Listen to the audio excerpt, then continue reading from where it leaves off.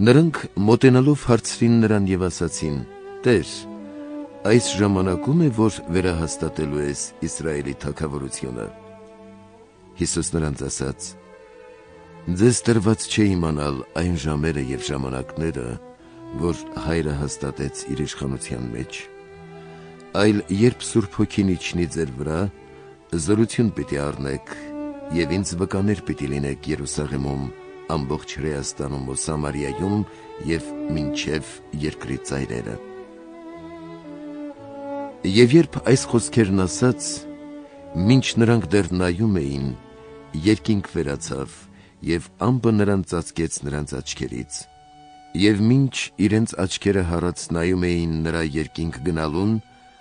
ահա նրանց երևացին սպիտակ զգեստների մեջ երկու մարդիկ, որոնք և ասացին. «Ով գալիլեացիներ, ինչու կանգնած նայում եք երկնքին,